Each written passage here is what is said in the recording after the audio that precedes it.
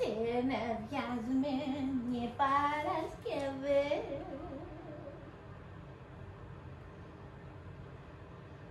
Η Ελένη στο Τζαπάν. Γεια σας και konnichiwa. Σας ευχαριστώ πάρα πολύ για την επίσκεψή σας στο κανάλι μου η Ελένη στο Τζαπάν. Για όσους δεν με ξέρετε, είμαι η Ελένη. Εάν κάνατε κλικ σε αυτό το βίντεο για πρώτη φορά, ευχαριστώ πάρα πολύ. Κάνω βίντεο για την Ιαπωνία και γενικά για τη ζωή μου και τις εμπειρίες μου εδώ. Εάν σας ενδιαφέρει, σας συνιστώ να κάνετε και εγγραφή. Επίσης, μπορείτε να με βρείτε στο Facebook και στο Instagram, πιο πολύ στο Instagram, αλλά και στο Facebook, όπου μπορώ και απαντώ και θα απαντώ όπου απαντώ. Απαντώ στις ερωτήσεις σας και γενικά στα σχόλιά σας και γενικά ανεβάζω και άλλα πιο μικρά βιντεάκια εκεί πέρα. Μπορείτε να με βρείτε και εκεί. Ευχαριστώ πάρα πολύ για όλα τα καλά σας λόγια στο προηγούμενο μου βίντεο. Ειλικρινά είχα πάρα πολύ άγχος. Δεν ήξερα πώς θα... Τέλος πάντων, ναι, ευχαριστώ πάρα πολύ για την θερμή σας υποδοχή. Ευχαριστώ πάρα πολύ για τα καλά σας λόγια και για όλα τα καλά σας σχόλια. Ευχαριστώ. Τι άλλο να πω. Αυτό το βίντεο είναι χύμα στο κύμα. Δεν είχα πολύ χρόνο, να σας πω την αλήθεια, να προετοιμαστώ για ένα καλό βίντεο λόγω δουλειάς. Αλλά πιστεύω ότι και με αυτό θα μάθετε διάφορα ενδιαφέροντα πράγματα. Θα σας δείξω πράγματα της καθημερινότητάς μου εδώ, πράγματα που είναι φυσιολογικά και για τους Ιάπωνες είναι το τίποτα, καθημερινό, απλό, φυσιολογικό πράγμα, αλλά για πολλούς ξένους που έρχονται εδώ στην Ιαπωνία ή για πολλούς που μαθαίνουν για την Ιαπωνία και τα ανακαλύπτουν όλα αυτά, τους κάνει λίγο εντύπωση. Οπότε ναι, και πάμε να σας τα δείξω.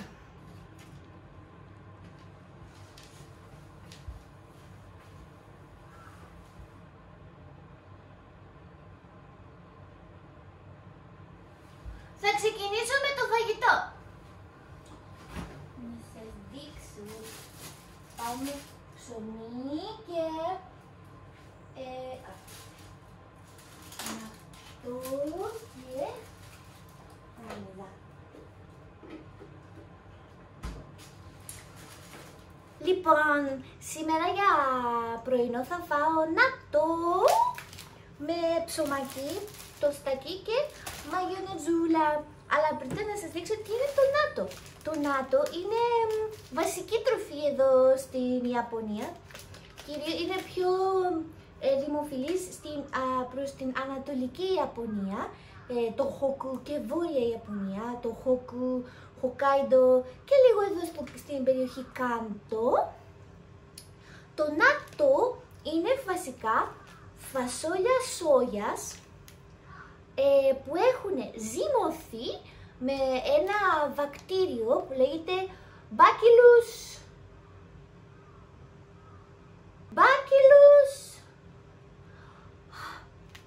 Θα το γράψω, θα το θυμηθώ.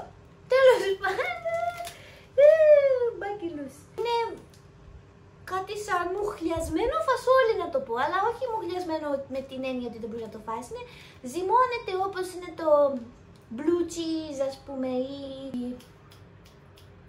μαγιά. Τέτοιο έχει μέσα κάποιο βακτήριο και το αναμειγνύουν και το αφήνουν να περάσει λίγος καιρός και αυτό ζυμώνεται και είναι φαγώσιμο. Αυτό θεωρείται μία από τις πιο υγιεινές τροφές ever. Είναι πολύ υψηλό σε πρωτεΐνη, σε βιταμίνες B και βιταμίνη C, έχει πολύ σίδηρο. Εδώ τρώγεται αυτό σαν πρωινό, μερικές φορές τρώγεται και σαν side dish, στο πλάι, έτσι, συνοδευτικό ή ως topping στο ρύζι. Οι Ιάπωνες το προτιμούν να το τρώνε πάνω από το ρύζι. Εμένα μου αρέσει και πάνω από το ρύζι, αλλά μου αρέσει και αυτή και στο toast. Επίσης να πω ότι το νάτο έχει μια πολύ ιδιαίτερη γεύση. Είναι όπως οι μπάνιες. Άλλοι τις αγαπούν πολύ, άλλοι τις μισούν θανάσιμα. Το ίδιο συμβαίνει και με το νάτο. Η διαφορά είναι ότι εδώ η πλειοψηφία το αγαπάει το νάτο. Ή οι άλλοι θα το φάνε έστω και με το ζόρι, γιατί έχει πάρα πολλά έτσι, θρεπτικά στοιχεία. Είναι super food, να σας πω την αλήθεια. Να σας το δείξω πώς είναι. Ταντα! Έτσι είναι το πακέτο, έχει μέσα 3 κουτάκια. Ένα. Συνοδεύεται με μουστάρδα και τη σος που συνήθως είναι τάρα σος ή σόγια σος.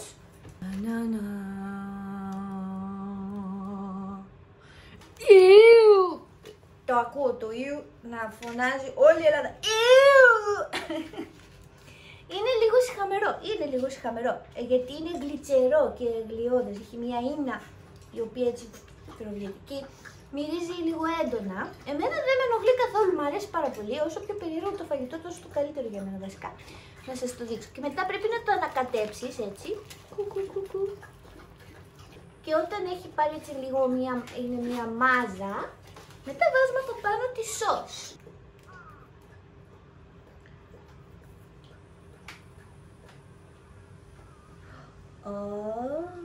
Βάζουμε. Και αφού έχουμε βάλει τη σος, το ανακατεύουμε πάλι αρκετά καλά, έτσι. 30 φορές λέει είναι ok, το καλύτερο να το ανακατέψεις. Μου ξεφύγε φασολάκι. Έχει και μουστάρδα, αλλά εγώ δεν βάζω μουστάρδα. Αλλά, ναι, δεν μου αρέσει και τόσο η μουστάρδα. Αφού το έχουμε ανακατέψει, πάμε στο δεύτερο μέρος που είναι το toast. Το toast το κάνω εδώ. Για όσους δεν γνωρίζουν, εδώ στην Ιαπωνία το κάθε σπίτι δεν έχει φούρνους. Δεν υπάρχει ο φούρνος ως κάτι συνηθισμένο. Δεν έχουν φούρνους όπως έχουμε εμείς στην Ελλάδα ή στην Ευρώπη ως απαραίτητο οικιακό σκεύος. No. Γιατί η κουζίνα η ιαπωνική βασικά δεν χρειάζεται φούρνο. Η πλειοψηφία των φαγητών, των βασικών ιαπωνικών φαγητών είναι ψητά, βραστά, τηγανιτά. Αυτό, ναι, ή τηγανιτά. Δεν υπάρχουν ψητά στο φούρνο. Ψητά εννοώ grilled, ξέρετε, στη σχάρα. Στη σχάρα, ναι, ή βραστά ή τηγανιτά. Οπότε το μέσο νοικοκυριό έχει τέτοια.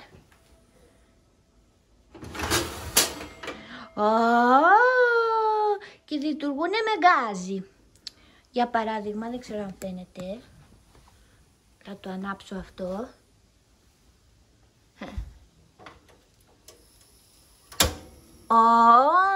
Φωτιά και βλέπετε ανάβει. Και εδώ θα βάλουμε το τόστ. Εν τω μεταξύ το δικό μας είναι πολύ παλιό τα μάτια, οπότε δεν... Anyway. Εμείς έχουμε φουρνάκι, που είναι και μικροκυμάτο και είναι και φούρνος, αλλά εμείς ήμασταν τυχεροί γιατί το βρήκαμε σε προσφορά, σε μαγαζί με ήδη χρησιμοποιημένα, πώς λέγεται, second hand shops. Είναι πολύ εύκολο, πολύ συνηθισμένο να αγοράσεις οικιακές συσκευές από second hand shops, γιατί και είναι και σε πολύ καλή κατάσταση και είναι και σε πάρα πολύ οικονομική τιμή. Εμείς αυτό το πήραμε κοντά 15.000 yen.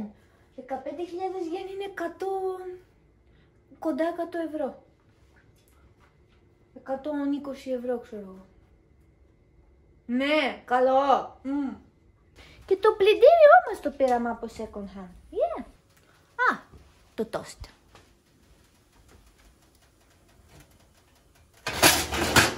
Και τώρα περιμένουμε, άντε να πάρει ένα λεπτάκι. Όχι πολύ ώρα. Εν τω μεταξύ λένε σήμερα ξεκινάει η εποχή των βροχών. Και λίγο πριν είχε λιακαδίτσα. Αλλά όπως βλέπετε μαζεύονται τα σύννεφα σιγά σιγά.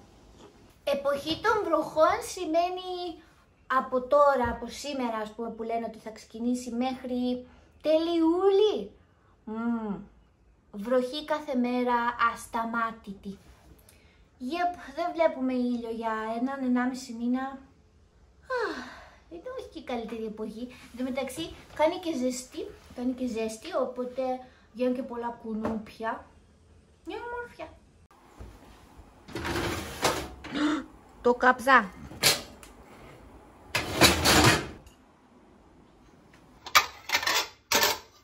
Πιατάκι, τοστάκι. Βάζουμε πάνω στο τοστάκι τώρα το νάτο. Μερικές φορές βάζουμε και βούτυρο άμα θέλουμε, αλλά εγώ δεν βάζω σήμερα γιατί ναι, δεν χρειάζεται. Γλίτσα! Και το απλώνουμε πάνω στο τόστ. Το μαλλί! Μπάκα, Ελένη. Okay, just a little bit. Και μετά βάζουμε τη μαγιονέζα. Μαγιονέζι. Η μαγιονέζα μου είναι vegan. Yep, είναι μαγιόρι.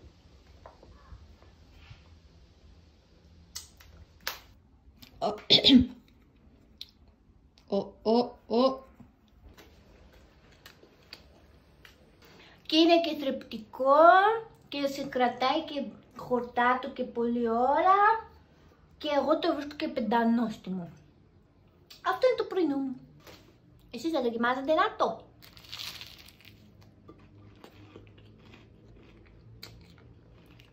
Τον περισσότερο μου χρόνο, ελεύθερο χρόνο, τον περνάω συνήθως παίζοντας video games ή βλέποντας ταινίες, τρώγοντας ημοκέμπι. Όσοι δεν ξέρουν το είναι το ημοκέμπι. Είναι γλυκοπατάτα, έτσι. Είναι γλυκοπατάτα, πατατάκια γλυκοπατάτας. Από αυτά που τρως και δεν μπορείς να σταματήσεις.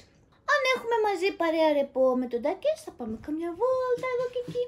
Όταν βγαίνουμε βόλτα ή όταν πηγαίνω στη δουλειά και κάτι που το συνειδητοποίησα από τα σχόλιά σας, περπατάμε έξω στον δρόμο και όλοι οι δρόμοι έχουν καλώδια.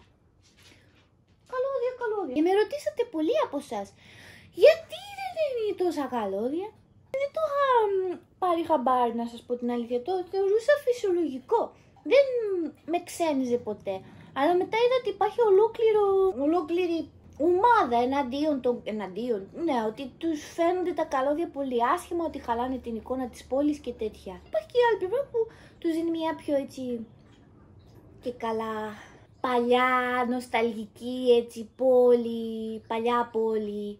Δεν τους ενοχλούν τέλος πάντων τα καλώδια. Αλλά ο λόγος που με ρωτήσατε γιατί τα καλώδια υπάρχουν παντού σε όλες τις γειτονιές, η αλήθεια είναι ότι δεν βρήκα μια εμπεριστατωμένη απάντηση. Η Ιαπωνία στην αρχή έβαλε όλα τα χρήματα στη βιομηχανία και όχι τόσο πολύ στο πώς θα είναι η πόλη. Δεν υπάρχει, ναι, ο μεγαλύτερος κυριότερος λόγος είναι ο οικονομικός, είναι το πιο φτηνό να το κάνουν, να εγκαταστήσουν όλα τα καλώδια έτσι, στον αέρα. Και έμειναν από τότε εκείνα τα καλώδια. Τώρα στα κέντρο του Τόκιο έχουν ρίξει σε κάποιες περιοχές τα περισσότερα και τα έχουν κάνει υπόγεια, αλλά αυτό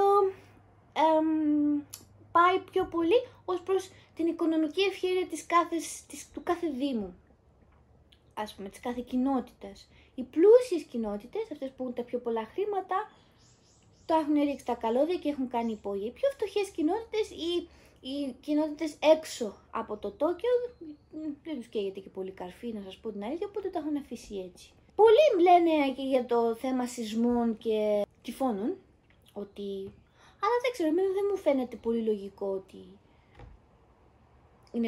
είναι λιγότερο επικίνδυνο να είναι απ' έξω από μέσα. Δεν ξέρω το σκεπτικό πίσω από αυτό. Ο μεγαλύτερος και κυριότερος λόγος είναι ο οικονομικός. Δεν θέλουν να ξοδέψουν τα χρήματα ως προς αυτό. Αυτά. Είμαι ο Κέμπι. Στις 5 η ώρα ακριβώς χτυπάει η καμπάνα. Χτυπάει, δεν είναι ακριβώς καμπάνα, είναι ένα τραγούδι, μια μελωδία η οποία χτυπάει κάθε απόγευμα στις 5. αυτό για πολλούς σημαίνει ότι είναι η υπενθύμηση την 5 η ώρα ότι η μέρα τελείωσε και ότι όλοι πρέπει να γυρίσουν σπίτι, κυρίως τα παιδιά να γυρίσουν σπίτι γιατί θα αρχίσει να νυχτώνει. Αλλά η αλήθεια είναι ότι αυτές οι μελωδίες χτυπάνε κάθε μέρα στις 5 γιατί έχουν δημιουργηθεί από την Ιαπωνική κυβέρνηση. Είναι κάτι σαν υπενθύμηση ότι το σύστημα εκτάκτου ανάγκης σε περίπτωση σεισμού, σε περίπτωση πολέμου, σε περίπτωση κάποιου μεγάλου δημόσιου κινδύνου, ότι οι καμπάνες λειτουργούν, ότι θα υπάρξει, ότι όλα είναι σε λειτουργία και ότι όλα είναι καλά, ότι όλα δουλεύουν ρολόι, όπως λέμε. Οπότε ναι, κάθε 5 χτυπάει η καμπάνα.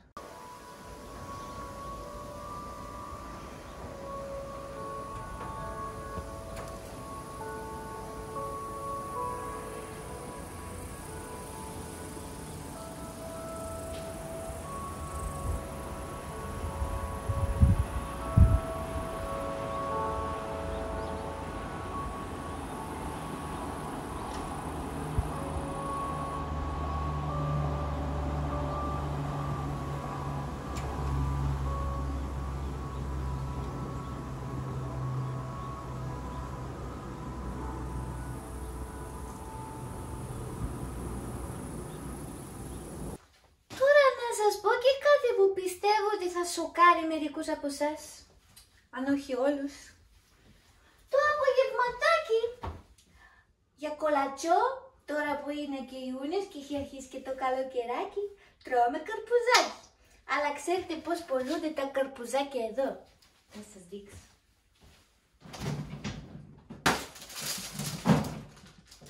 Με τη φέτα. Μία μεγάλη φέτα, ωραία οτατικωμένη, να είχε 3 ευρώ. Το καρπουζάκι δεν το αγοράζουμε ολόκληρο. Άμα θες να αγοράσεις ολόκληρο, μπορείς να βρεις μόνο τα μικρά, μίνι. Οπότε ναι, καρπουζάκι. Έτοιμο! Πάντως σας το λέω, μάπα το καρπούζι δεν το βλες ποτέ εδώ. Γύρισε και ο σύζυγος! Και όπως βλέπετε θα βγάλει τα παπούτσια, γιατί όλα τα παπούτσια μπαίνουν εκεί. Γιατί στο ιαπωνικό σπίτι δεν υπάρχει περίπτωση να μπεις μέσα με παπούτσια.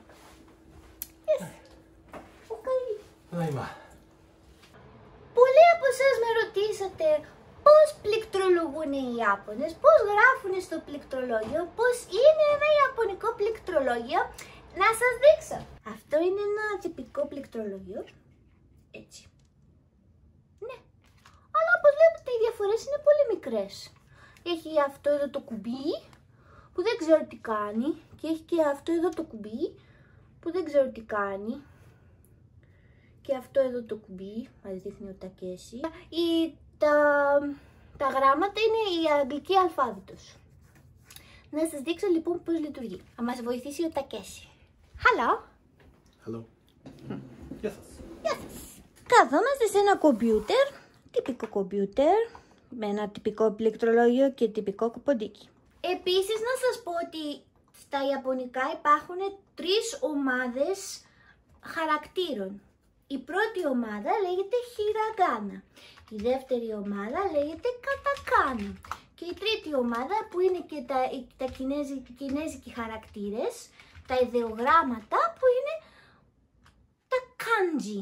Όλοι αυτοί οι χαρακτήρες διαβάζονται με τις βασικές συλλαβές κάκι κουκεκό, ραρίρου ρερό, μαμί μου μεμό, νανίνου νενό, σασί σου σεσό, τα τσι τσου τε το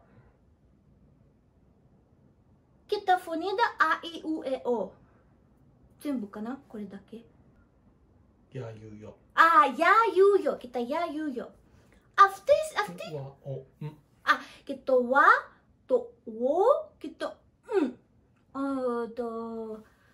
το σύμφωνο είναι το μοναδικό σύμφωνο στην ιαπωνική αλφάβητο, να το πω έτσι. Οπότε, για παράδειγμα, άμα θέλουμε να γράψουμε, ποια λέξη να διαλέξουμε. Konnichiwa. Konnichiwa. Right? Οπότε, ας γράψουμε konnichiwa. First,まずはkonnichiwa書いてください. Konnichiwa. So, αυτό είναι το ko. Αυτό είναι το Αυτό είναι το νι, αυτό είναι το τσι και αυτό είναι το wa. Konnichiwa. Οπότε όταν γράφει ο Τακέσι, γράφει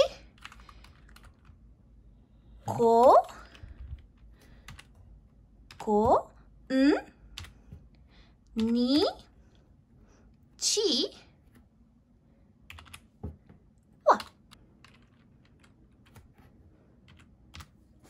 Και βγήκε.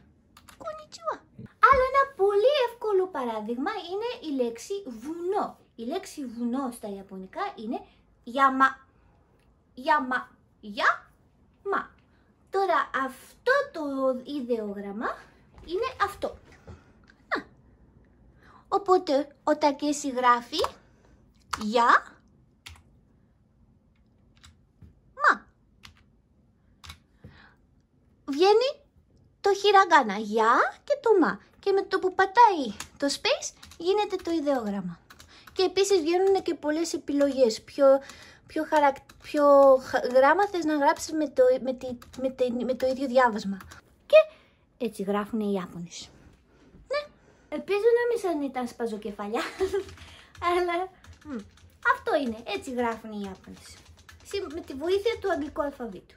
Αριγκατό γοζάιμαστα και σιμπόι. Ελπίζω σας άρεσε αυτό το βίντεο. Αν και δεν ήταν και τίποτα έτσι mind blowing που λένε. Αλλά μου κάνει πει αξίζει τον κόπο. Το επόμενο βίντεο θα είναι λίγο έτσι ταξιδιάρικο στο Τόκιο. Θα πάμε σε διάφορα έτσι πολύ ενδιαφέροντα μέρη και θα σας τα δείξω. Όταν φτάσω τους 10.000 συνδρομητές, σας ευχαριστώ πάρα πολύ, θα κάνω και ένα live, έτσι για να μιλήσουμε και να γνωριστούμε. Θα είμαι μαζί και με τον Τακέσι εδώ. Άμα θέλετε να απαντήσω σε όλες τις ερωτήσεις, να σας μιλήσω για ό,τι θέλετε, ένα live θα κάνουμε. Αυτά, ναι, κάντε εγγραφή, έρχονται και άλλα όμορφα πραγματάκια. Πιστεύουμε, σχεδιάζουμε στα γενέθλιά μας τον Ιούλιο να πάμε και ένα ταξίδι έξω προς τα έξω, οπότε και αυτό θα είναι πάρα πολύ ενδιαφέρον. Έρχονται διάφορα όμορφα μικρά πραγματάκια, ίσως όχι όσο συχνά όσο θα ήθελα λόγω της δουλειάς, αλλά θα έρχονται πολλά όμορφα βιντεάκια, θα κάνω ό,τι καλύτερο μου μπορώ. Και αυτό, κάντε εγγραφή, σε αυτό το βίντεο κάντε και ένα like έτσι για το καλό και θα τα πούμε πάλι στο επόμενο βίντεο. Σας ευχαριστώ πάρα πολύ. Bye!